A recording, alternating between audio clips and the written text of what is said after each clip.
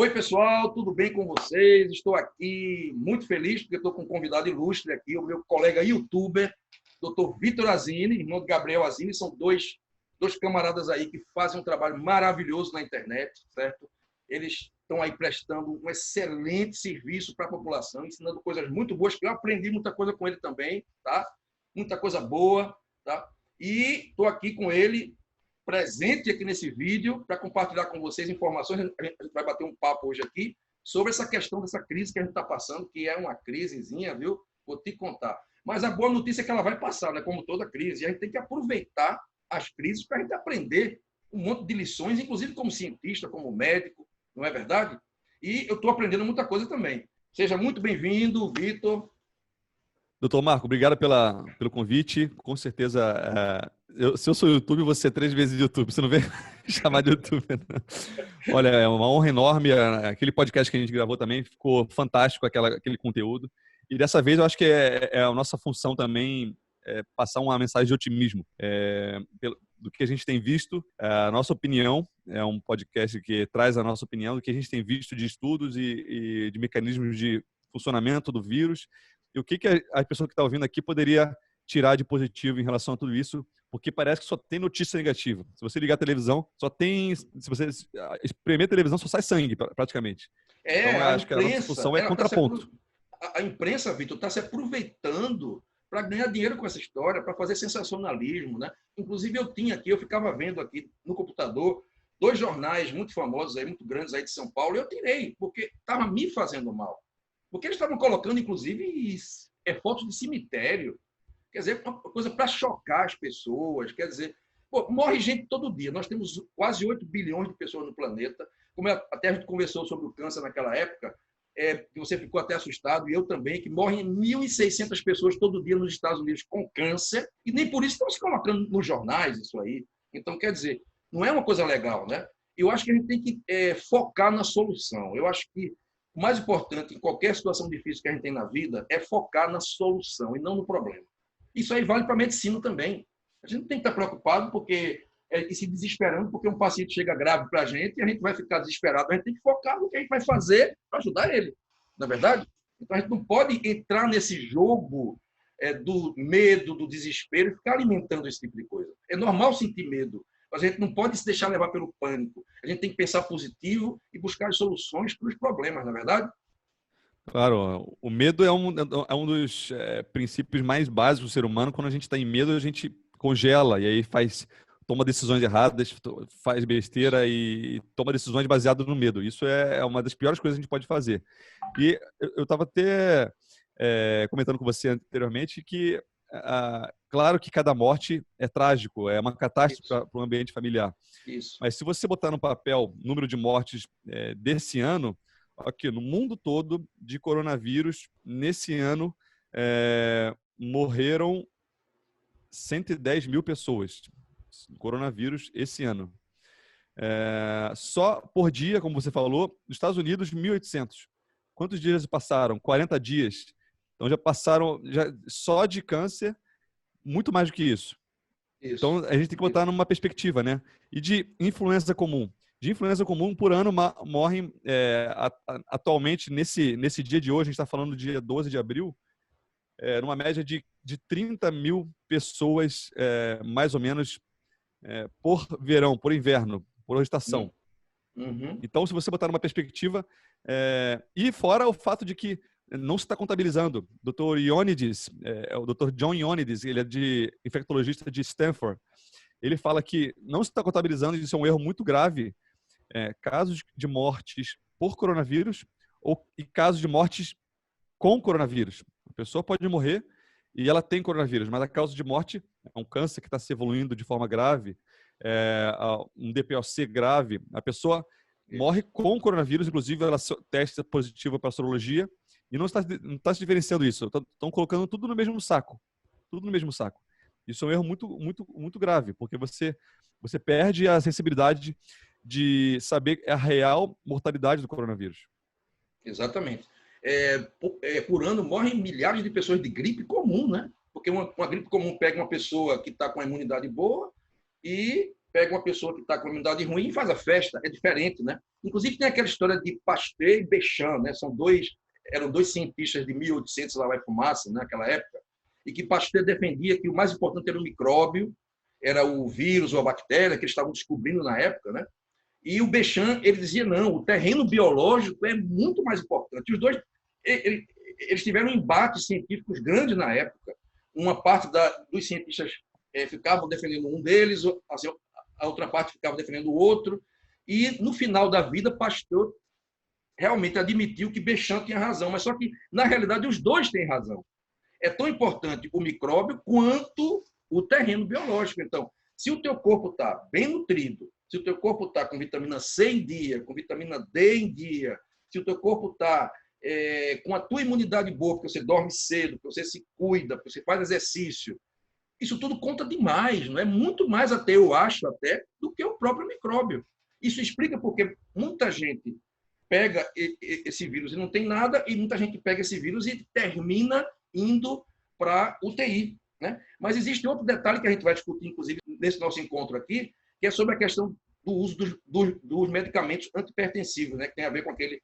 A gente vai ver daqui a pouco. Mas é interessante essa questão, né? Você vê o quanto é importante esse tipo de medicina que a gente está divulgando, que é uma medicina que busca muito mais cuidar da causa das doenças e ajudar para que a pessoa tenha um corpo mais forte.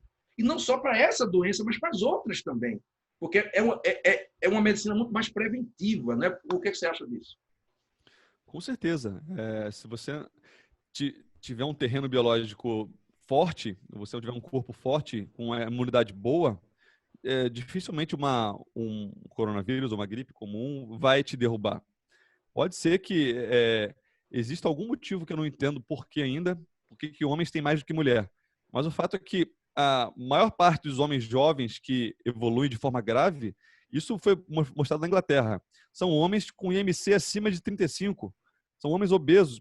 O cara tem obesidade, ele tem síndrome metabólica, ele tem problema de colesterol, ele tem hipertensão, ácido úrico aumentado, triglicerídeo aumentado. O terreno biológico dele não está bom. Por mais que ele tenha uma idade menor, como é que você vai falar, mas homens jovens tem muitos casos também. São homens obesos nesses países ocidentais, principalmente os desenvolvidos, Inglaterra, Estados Unidos. Os homens que mais sofrem são os homens obesos. Então você, com certeza, muitas coisas não estão contando. Hoje a mídia não está falando que pessoas que têm uma síndrome metabólica, elas são mais suscetíveis. Não é apenas diabetes, hipertensão, mas é síndrome metabólica também, obesidade central. Fora o fato da idade também avançada. E vale lembrar que o ambiente mais propício de um ambiente fechado, que teve o vírus, que foi um cruzeiro, o Diamond Princess, um cruzeiro que ficou na costa do Japão. Não sei se você viu essa história, ouviu? Eu vi sim. 3.500 pessoas no cruzeiro, a idade média do cruzeiro, 58 anos, só que a idade mais comum das pessoas no cruzeiro, 65 anos. Então, imagina uma população de 3.500 pessoas com a grossa maioria idosos. O coronavírus ficou ali naquele ambiente fechado. De 3.500, 700 pegaram. População idosa. Então, é mais ou menos 20%. 20%. Uhum. E de 700, uma população idosa, 7 morreram. 1%. Certo. 1%. Então, uma população idosa, extremamente suscetível, não tinha quase criança, não tinha jovem, 1%. Então, o que está se divulgando hoje de mortalidade de 3,5% é um exagero. Esse é falso. É um exagero, óbvio que é. Inclusive, aqui no Brasil, a quantidade de pessoas que estão infectadas é muito maior do que isso aí, né? É com certeza umas 10 vezes ou 20 vezes mais. E aí, quando você vai ver isso, a taxa de mortalidade cai, né? Porque você vê muito mais os mortos do que os infectados, né? E hoje no Brasil ainda não estão de forma total medindo as pessoas infectadas. Só mede aquelas pessoas graves, aquelas que vão para o hospital. Isso é um erro tremendo. Erro epidemiológico tremendo. Você não vai medir. E a gente vai agora falar sobre a questão daquele remédio, que é um remédio polêmico, né? A hidroxicloroquina ou cloroquina, que na verdade tem uma diferença entre os dois. A hidroxicloroquina é uma forma mais amena da cloroquina, que tem menos efeitos colaterais. Então, as pessoas que usam esse medicamento a longo prazo, para lúpus ou para alguma outra doença autoimune, eles usam hidroxicloroquina e não cloroquina.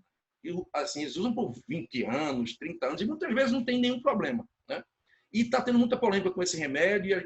Existe assim, vários trabalhos que foram feitos, né, sobre ele, sobre o uso dele junto com a azitromicina, junto com o zinco também. Os três juntos. Então, seria a hidroxicloroquina, a azitromicina e o zinco.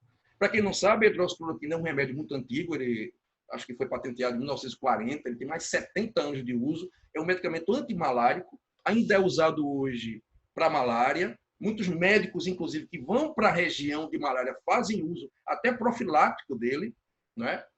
E o que acontece? Esse medicamento já é conhecido desde 2003, vale salientar isso aqui, um virologista muito famoso, o Dr. Paulo Zanotto, aqui de São Paulo, da USP, ele falou que desde 2003 que eles usam para o outro tipo de coronavírus parecido com esse, que é o SARS-1.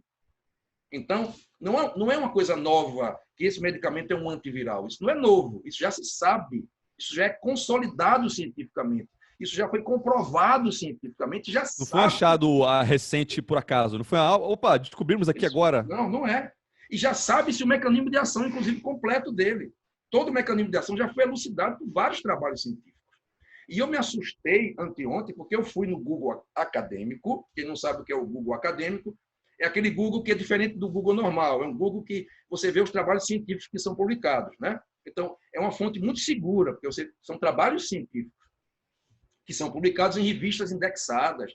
Muito sério, né? Então, eu fui lá e coloquei eficácia da hidroxicloroquina para o Covid. E eu me assustei porque tinha mais de 460 trabalhos comprovando que era eficaz.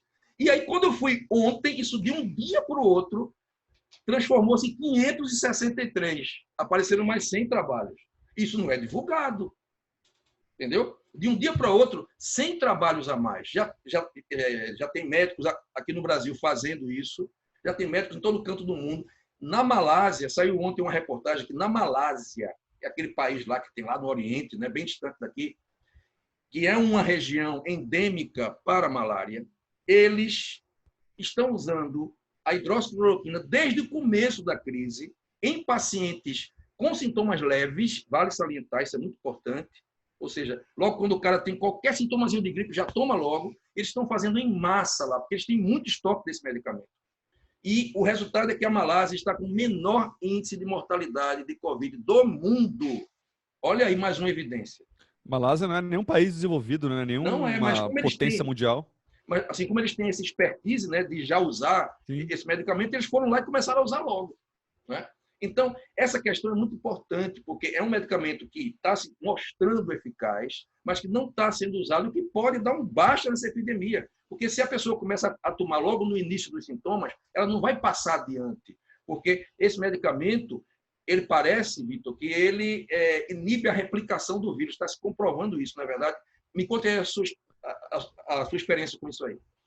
A minha experiência, eu sou oftalmologista, né, de formação, então atendi durante muitos anos oftalmologia, hoje não atendo mais, e tinha diversos pacientes de outras áreas do hospital que mandavam parecer para oftalmologia para avaliar pacientes reumatológicos com lúpus, artrite reumatoide, para fazer o fundo de olho, para fazer exames da retina. Os pacientes passavam de 5 anos usando de forma contínua a hidroxicloroquina. E eu via, se eu te falar que eu vi algum caso de alteração na retina, eu estaria mentindo. Obviamente que minha experiência não reflete estudos. Existem, sim, estudos mostrando que, no longo prazo, a hidroxicloroquina pode alterar, fazer depósitos de certas substâncias, de lipofuscinas na retina. Isso pode prejudicar a visão no longo prazo. 2, 3, 5, 10 anos usando de forma contínua todos os dias. Eu nunca vi. Mas existe por isso que a gente tinha que fazer a avaliação, porque existe essa literatura. Agora, o fato é que a hidroxi é extremamente segura. Mas ela pode dar problema não estou falando aqui para ninguém usar, tá?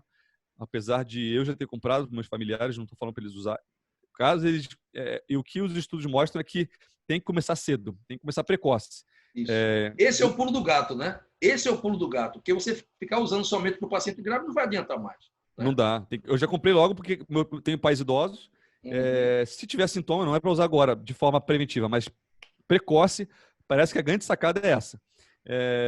Porque a hidroxicloroquina parece que ela faz um desligamento do ribossomo, né? Então o vírus entra na célula e ele fica lá e toma conta do RNA viral, ele transforma o ribossomo, que é uma região onde você produz proteínas, em ribossomo de proteínas de síntese proteica do vírus. E a hidroxicloroquina age no ribossomo, diminui o funcionamento desse ribossomo. Então, por mais que o vírus esteja ali ainda, ela não depende da mutação viral.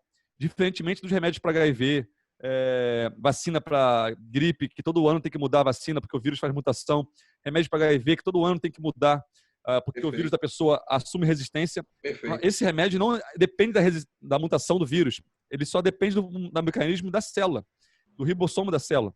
Então, por mais que o vírus faça mutação, que é o coronavírus, ele atua no ribossomo, ele prejudica o funcionamento da síntese proteica, das síntese proteicas do vírus. Isso é muito interessante. Parece que também ela facilita a entrada de zinco na célula. Eu não sei exatamente qual é o mecanismo, né? Você deve saber melhor. Só que o fato é que, imagina um ladrão que entrou numa loja. Isso o próprio Dr. Zanotto falou, né? Imagina um ladrão que entra numa loja para roubar. É o vírus, ele entra na célula para roubar, para tomar conta do mecanismo de produção de síntese proteica. Aí você usa a hidroxicloroquina, você desliga a luz da loja. O ladrão está ali ainda, mas ele está meio perdido, ele não consegue se localizar direito, ele não consegue se replicar direito. Ele age na fase de biomagnificação viral, na fase inicial. E aí que ele tem grande eficácia, a hidroxicloroquina. Por isso que ela é tão importante. Isso. E para explicar aqui para vocês, né, essa questão dos vírus, né? Porque médico, assim, quando conversa um com o outro, começa a falar numa linguagem meio difícil, né? Mas aí vamos lá. O seguinte, que o vírus, ele é um micróbio.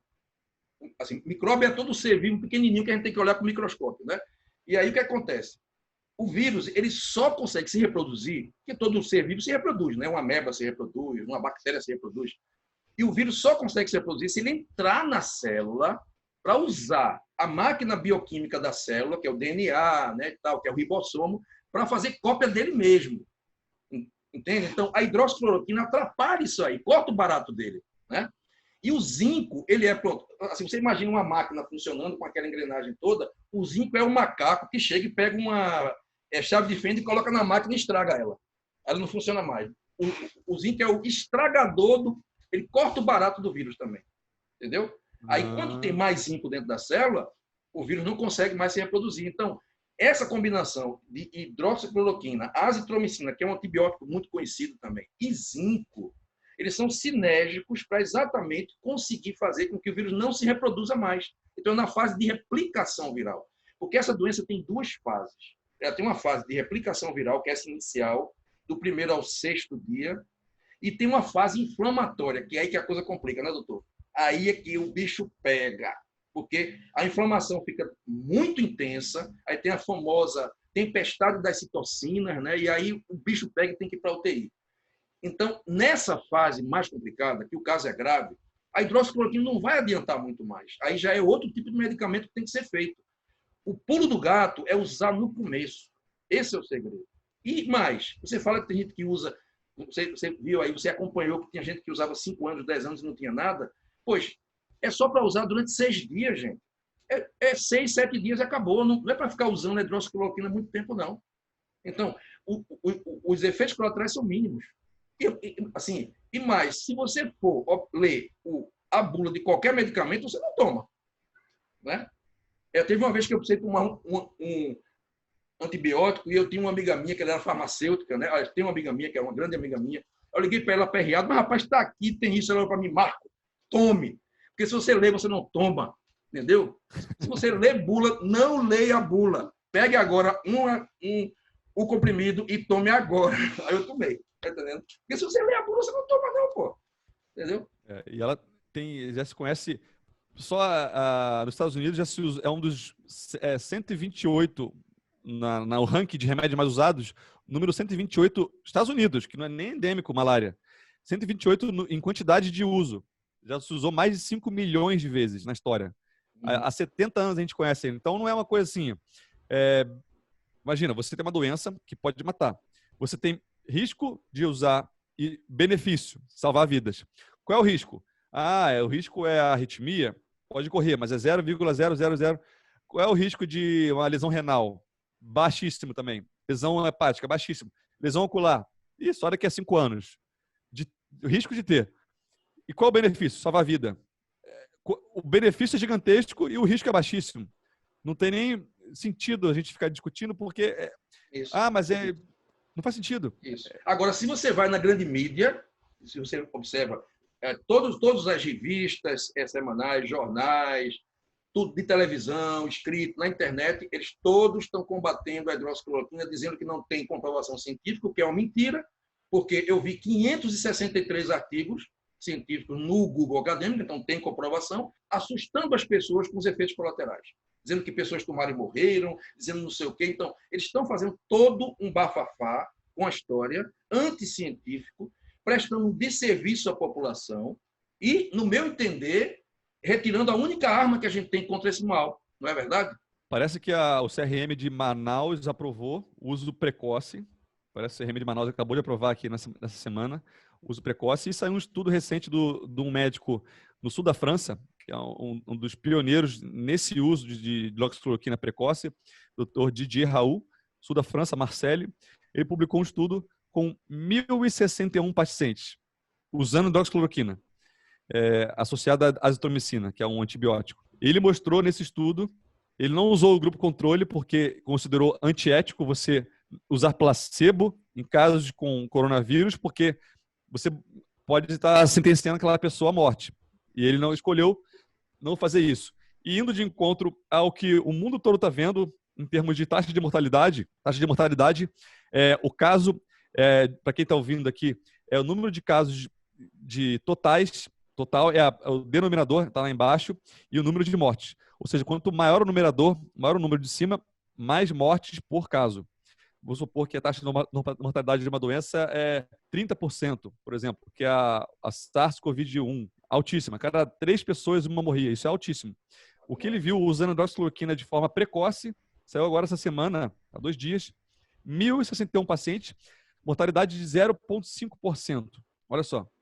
Ou seja, cada 1.000 pessoas que pegavam, 5 morreram. Vai de encontro ao que a gente está ouvindo na mídia, né? Que é 3,5%. Existem muitos erros, porque a gente não está vendo o número total de casos. Didier Raoult acabou de provar aqui, e não é só ele, tá? Existe, por exemplo, o Dr. Vladimir Zelenko, lá de Nova York. Ele, até semana passada, ele tinha publicado na clínica dele, ele atendeu quase 700 pessoas, 699 pessoas com coronavírus, sintomas de coronavírus. Ele decidiu não fazer a sorologia, porque ela demorava. Tem clínica. Ele começou a fazer o protocolo do Didier Raoult, do Dr. Vladimir Zelenko, em Nova York, que é hoje o epicentro, né? Hoje é o epicentro da doença. Ele observou que de 699 pacientes, 4 foram internados apenas, nenhum foi entubado, nenhum morreu. Nossa, 0%. 0%. 0%. Entrando forte com hidroxicloroquina, azitromicina e zinco. E teve outro médico americano, que é Stephen Smith, inclusive ele deu várias entrevistas para a TV, isso faz uns 8 dias atrás. Foi, acho que mais ou menos na mesma época do Zelenko. É Stephen Smith. Inclusive, ele é um infectologista muito famoso nos Estados Unidos. O pai dele foi muito famoso. Também era infectologista na época daquelas doenças do começo do século passado, como paralisia infantil e tudo mais. E ele fez o mesmo trabalho que o Zelenko fez, com esse mesmo esquema. Inclusive, o filho dele é médico e foi preparar o trabalho científico para poder colocar isso. Papai, como é que eu posso colocar 0%? Não tem como ser 0,1%. Aí ficaram rindo, brincando um com o outro. 0% de internação. Foram 1.000 pacientes, se eu não me engano. Foi 800 ou foi 1.000. 0% de morte, 0% de internação, 100% de cura total. O que quer dizer? Isso não é uma evidência científica? A ciência não se faz com evidências? Não é? Então, por que não acreditar nisso? Não é um cara só, podia ser um oportunista. Não é um cara só, é um cara respeitado, infector, o outro também, um médico. Aqui no Brasil também estão fazendo isso.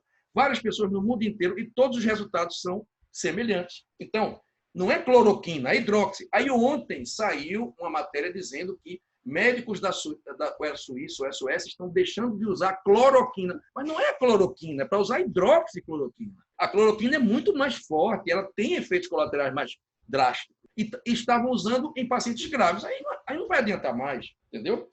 E lembrar também que na Suécia eles não estão nem adotando o isolamento total. Isso. Tem um amigo que está na Suécia, ele foi para a Europa agora, tudo fechado. O que está acontecendo? Não entendeu nada. Nossa, não tem, a cafeteria está fechada. Suécia não adotou, como Singapura não está adotando. O Japão também. Então, diversos países. Esse modelo de isolamento total é um modelo iatrogênico que não está comprovado que você vai melhorar a transmissão. Tem epidemiologistas como o Dr. John Ioannidis, da Stanford, falando que o padrão da curva ele vai ocorrer independente do que a gente fizer. Independente do que a gente fizer. Se a gente está percebendo hoje, pode ser, provavelmente o vírus estava aqui antes, 3 meses antes. O vírus tem uma transmissão forte. É interessante porque assim, para mim, o mais inteligente seria você fazer a hidroxicloroquina nos pacientes que tiverem sintomas, aí você já vai bloqueando tudo. Porque o cara que fez hidroxicloroquina e aí já você bloqueou a replicação viral, esse cara não vai mais transmitir para ninguém. Já corta aí, né? Já cortou ali, né? E já vai assumir a imunidade. Vai fazer uma imunidade. Agora, tem uma questão, Vitor, também muito interessante, que eu acho que, assim, ontem eu atentei para ela, eu até tinha falado isso para você, que é sobre a questão do porquê. Tem pessoas que pegam esse vírus e não tem nada. E tem pessoas que pegam esse vírus e vão para a UTI, o mesmo vírus, né? A gente falou sobre o terreno biológico, sobre uma pessoa ser mais saudável. E a mesma idade, né? E a mesma idade, muitas vezes. Oi? A mesma idade também. Isso. Às vezes a pessoa de 50 anos. Isso. Aí, eu acho que tem um componente muito forte aí, eu acho, de imunidade. Mas eu acho que tem outra coisa aí que é mais determinante até, que o pessoal já está falando e que não teve muita repercussão na mídia. É sobre um receptor nas células chamado ACE2. É um receptor que as células têm e que as células do pulmão têm muito esse receptor.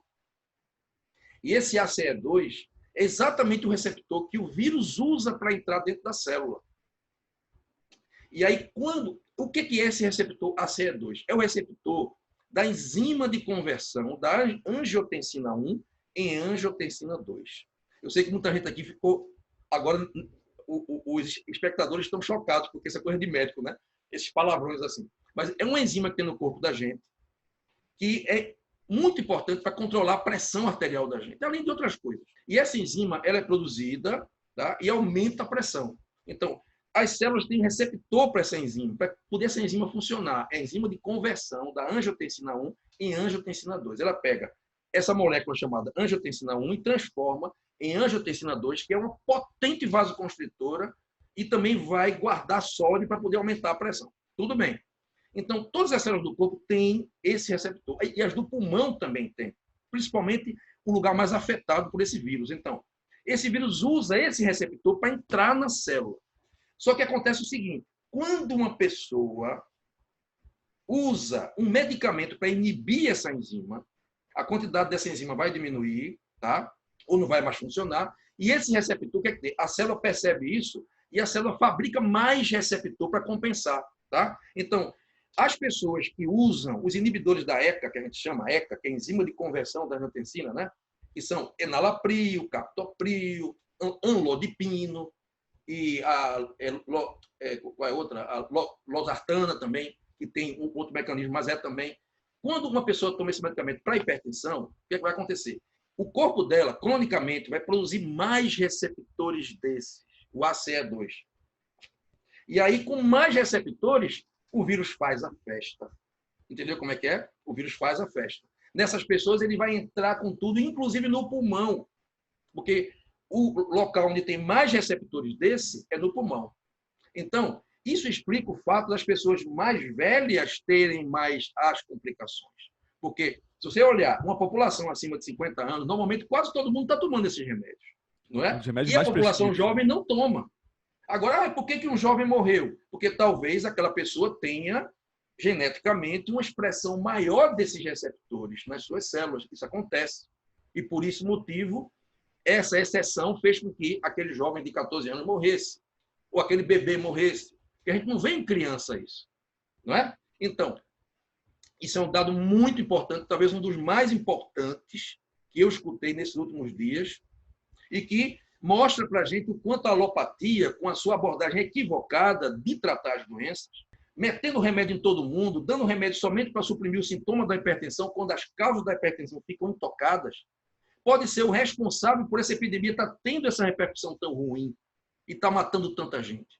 Porque os idosos, eles tomam a grande maioria toma esses remédios, a imensa maioria toma.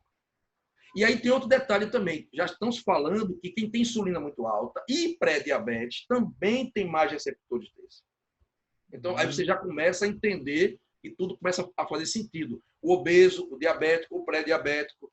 E, normalmente, os diabéticos tomam também o inibidor da ECA, tomam também remédio antihipertensivo, geralmente, a grande maioria. Então, você já começa a entender melhor todo esse processo que a gente está vivendo a partir desses estudos que estão sendo feitos, não é verdade? E teve um médico aí que falou uma coisa muito interessante ontem, que eu vi, achei bem interessante, que esse vírus ele não é um vírus como outro qualquer. Ele é um vírus diferente. Ele funciona como se fosse um carrapato, um piolho, sabe? Ele não entra na corrente sanguínea.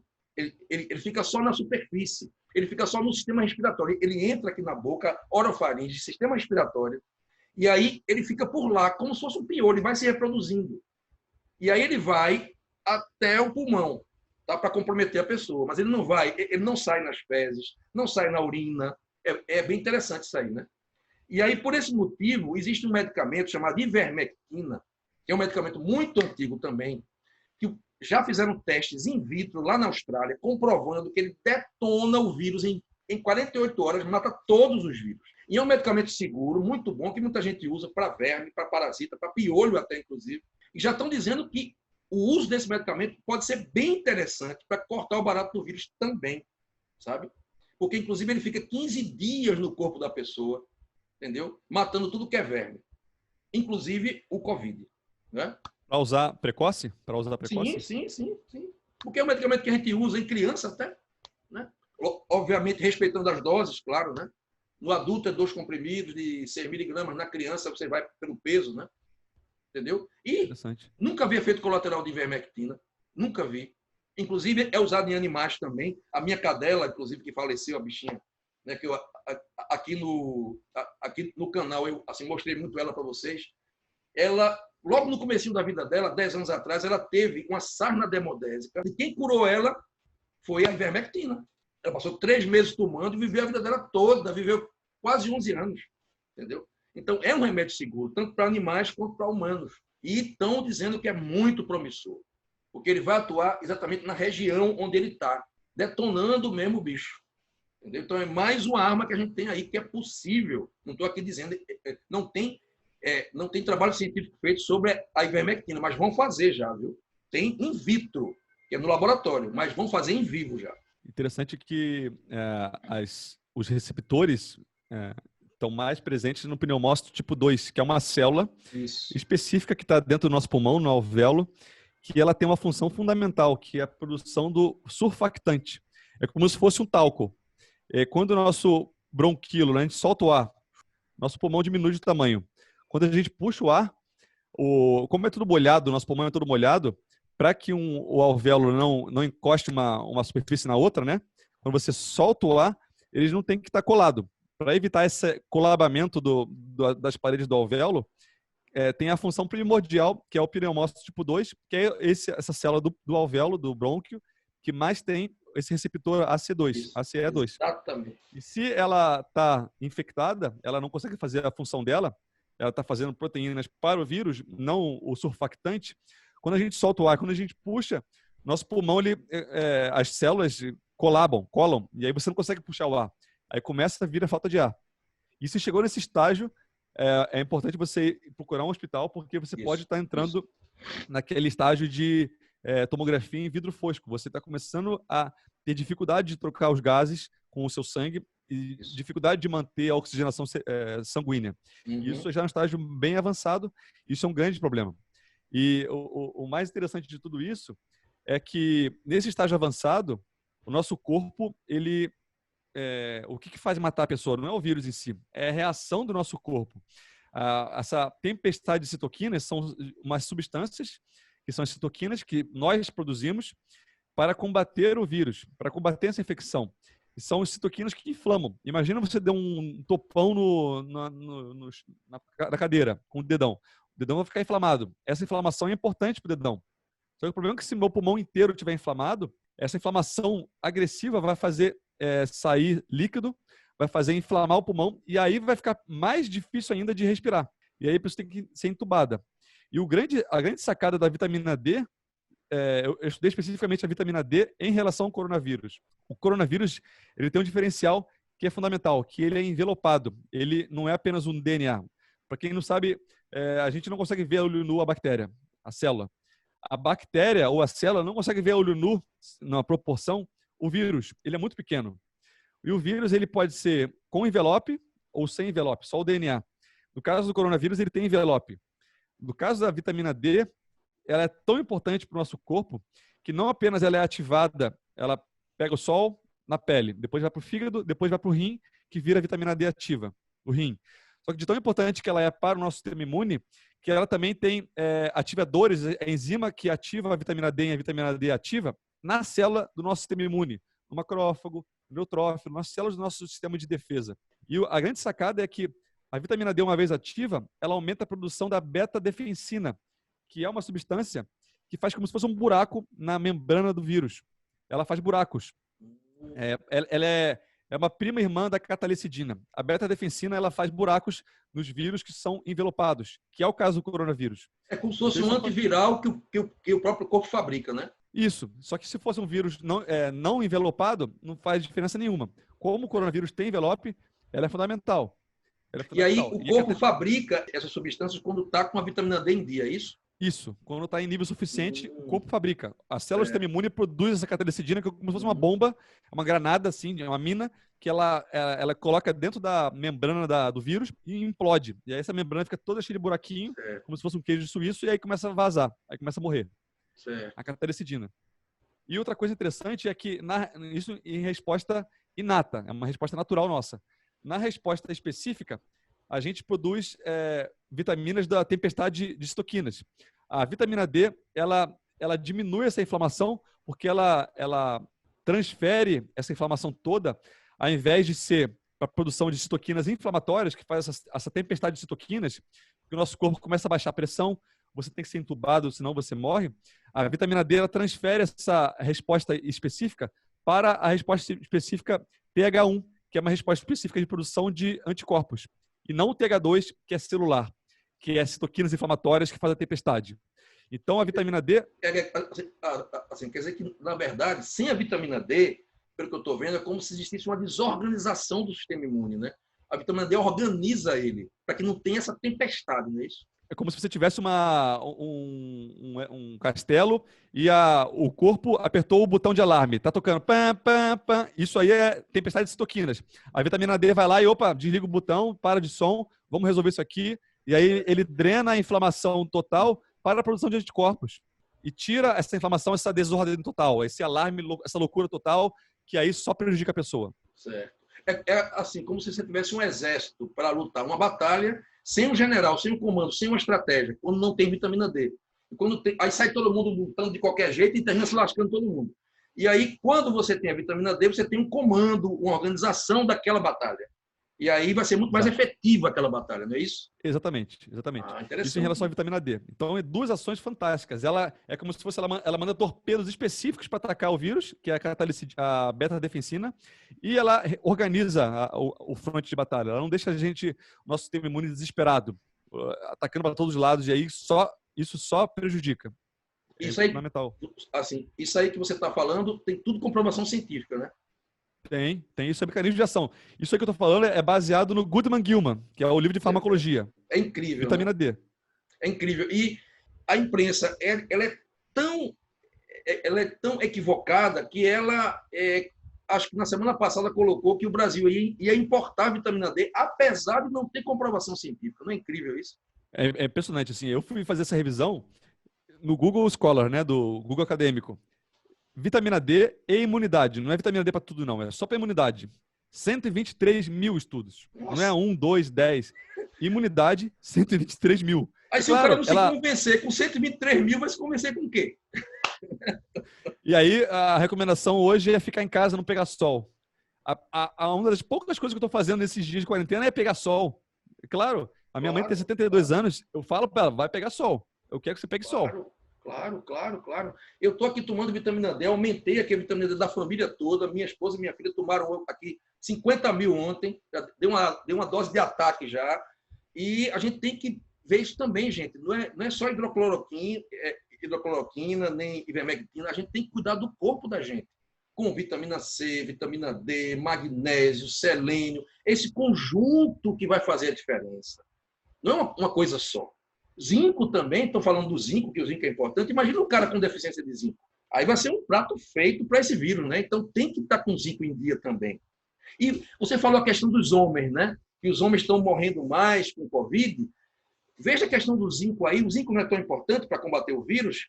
Os homens sofrem mais com falta de zinco, porque os homens precisam de muito zinco para fazer testosterona e perdem muito zinco na ejaculação. Tem essa história também, né?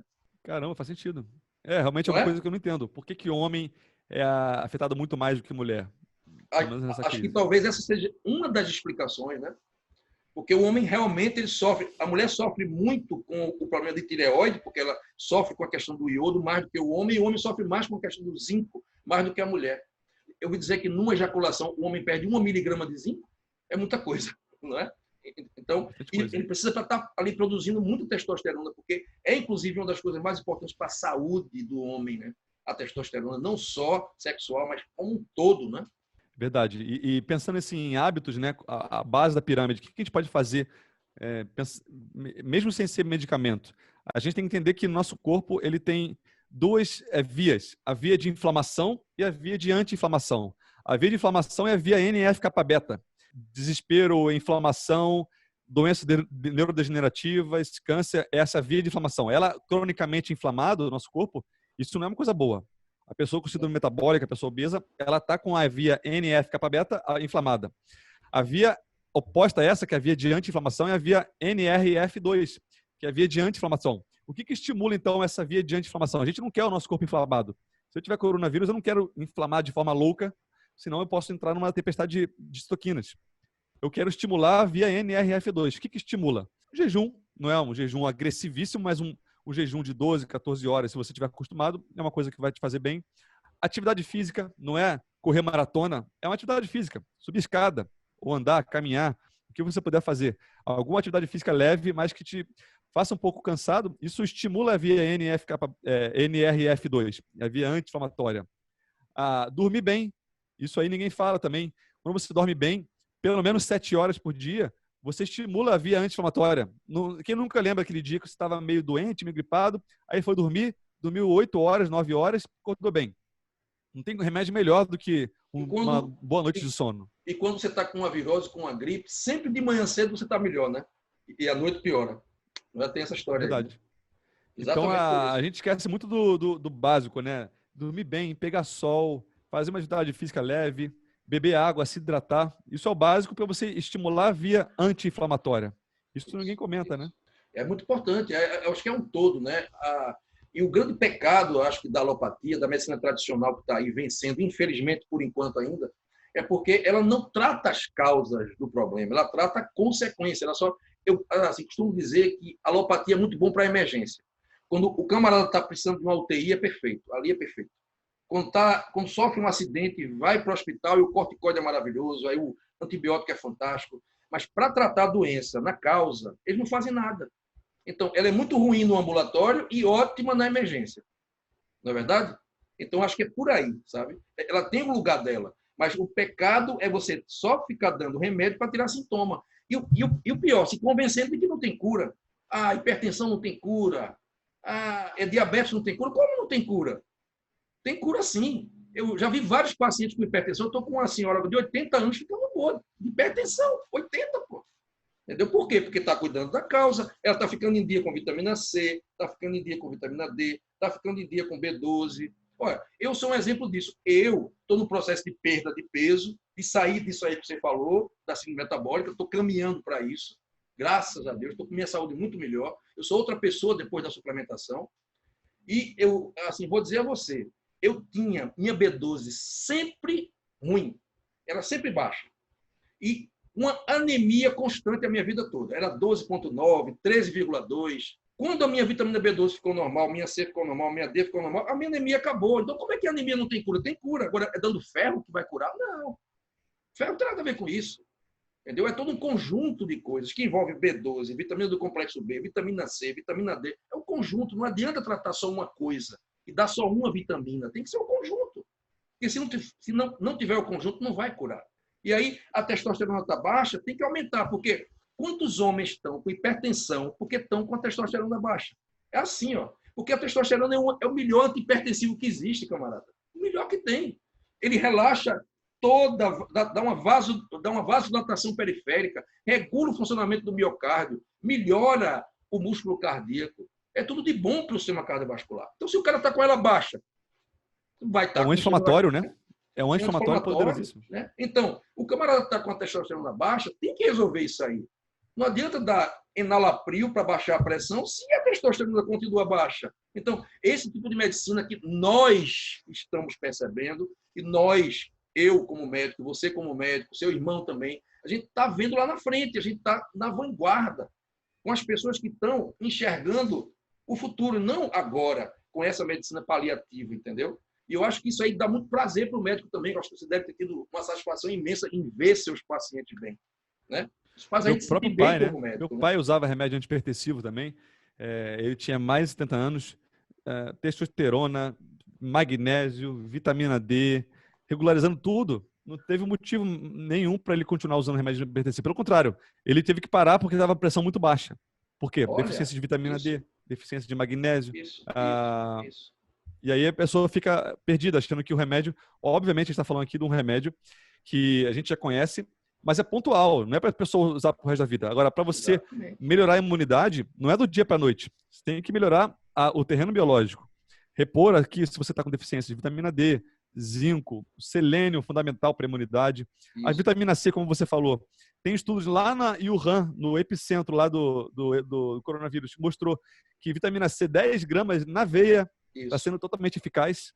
Na veia, 10 gramas. Que era uma coisa que era feita, Vitor, no século passado, quando não existia antibiótico, no começo de 1920, nos Estados Unidos. Tem relatos, tem essa história aí. Tem trabalhos científicos sobre isso. Eles faziam para tratar várias infecções, tanto virais quanto bacterianas. Era vitamina C na veia, com excelentes resultados. 20 gramas, 200 gramas por dia. 200 gramas por dia. Ó, tem até uma história de que está na internet, no YouTube, de esse rapaz, eu acho que é da Índia, ou é do Paquistão. E ele assim, morava nos Estados Unidos, ou ainda mora nos Estados Unidos, e a esposa dele era professora. E ela teve uma infecção muito grave, foi para a UTI, com múltiplas infecções, no estado gravíssimo. Ela tinha uns 30 anos de idade. E na UTI, em estado gravíssimo. E aí o que aconteceu? Ele não desistiu da esposa, né? Os médicos, eles se enganaram, ó, estamos dando todos os antibióticos, não está reagindo. E aí ele foi na internet e descobriu essas pesquisas de usar vitamina C na veia. E ele, não vou desistir da minha esposa. Aí ele foi lá, chegou para o médico, olha, não tem mais jeito, então você vai deixar fazer isso aqui. Eu quero vitamina C na veia dela. 100 gramas, ou era 200 gramas, eu não me lembro exatamente quanto era, mas uma dose cavalar mesmo. Quero que você faça esse protocolo aqui. Ele deu o protocolo lá da época de 1920. Isso foi agora, há uns 5 anos atrás. E o médico disse, não tem mais o que perder, já é caso perdido, não tem mais antibiótico a fazer, está com superbactéria, inclusive, vamos fazer. Aí fizeram a vitamina C na veia. Resultado, a mulher está curada, voltou a trabalhar, voltou a lecionar, saiu da UTI, ficou boa, curou completamente. E ele deu esse depoimento na internet, que ele não desistiu, e no fim ele fala, a grande vitamina subestimada pela medicina. Salvou a vida da esposa dele, matou superbactéria, pô. Entendeu? Vitamina C na veia. Na veia. Você vê. Agora, por que não fazem isso? É aquela história, a mesma coisa da hidroxicloroquina agora. Porque uma coisa boa demais, barata, que todo mundo tem, que não dá lucro, não interessa, né?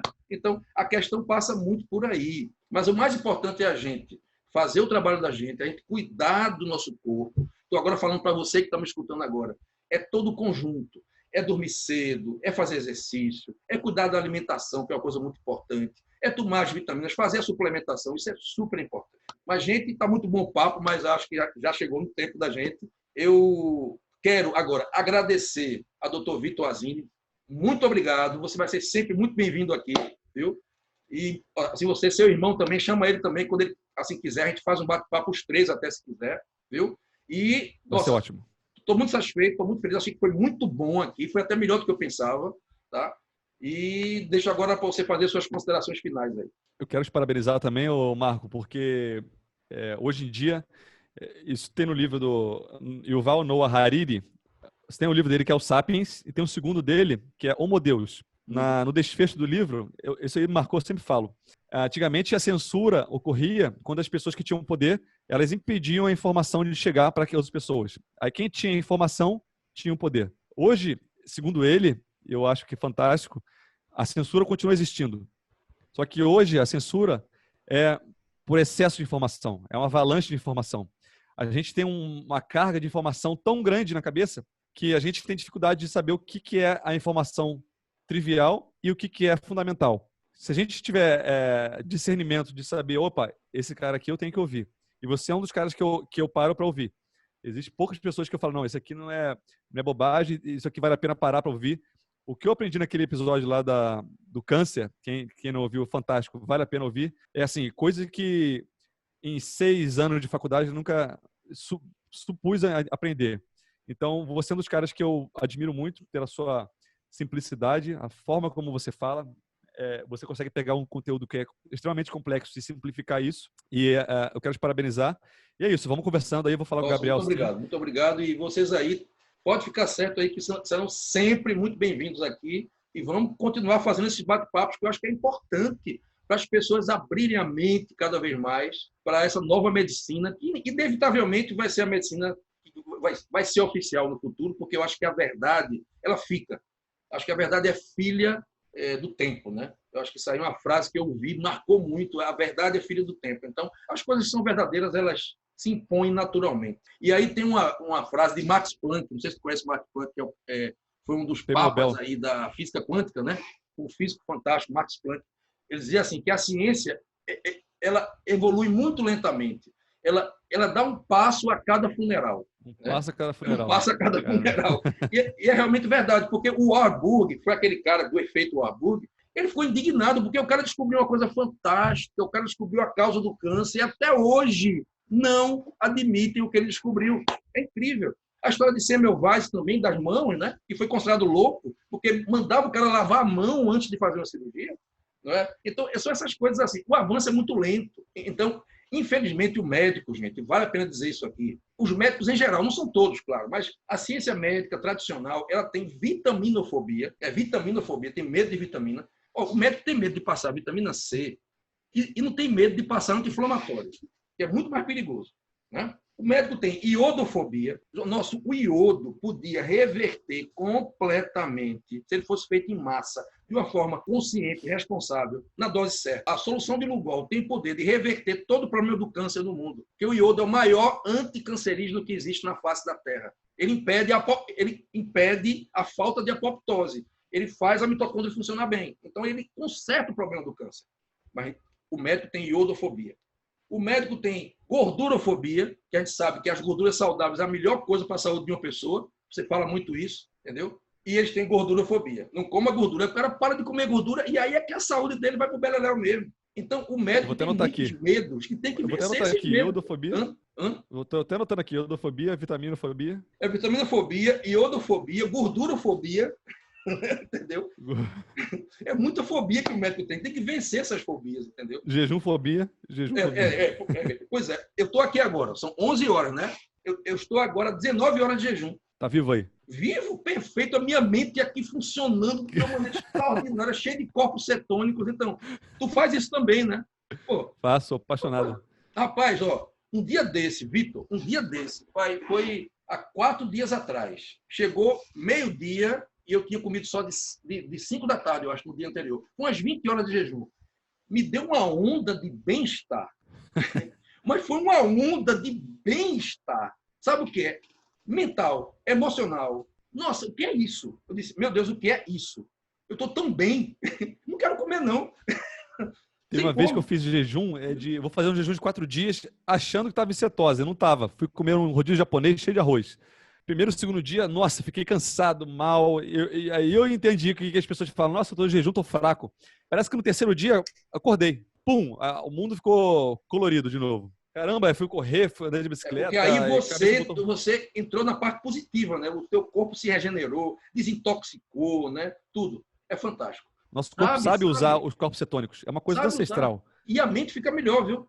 A tua mente fica a memória, o foco, a concentração, tudo. Gente, foi um prazer estar aqui com vocês. Vamos encerrar por aqui. O papo é muito bom, a gente podia ir além, mas eu agradeço de coração, Vitor. Muito obrigado pela tua presença, tá? Manda aí um recado final para o pessoal e a gente vai terminar. Senhores, parabéns aí. Nos sigam lá no Instagram, Vitor Azini, e o YouTube também, e podcast também.